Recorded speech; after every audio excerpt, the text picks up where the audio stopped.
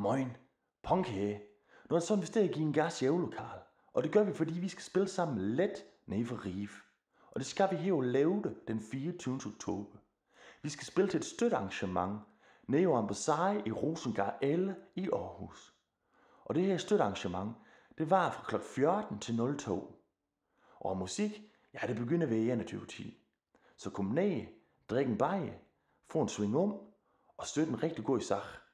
Jamen, så giver vi en gas i øvelokal imens dog.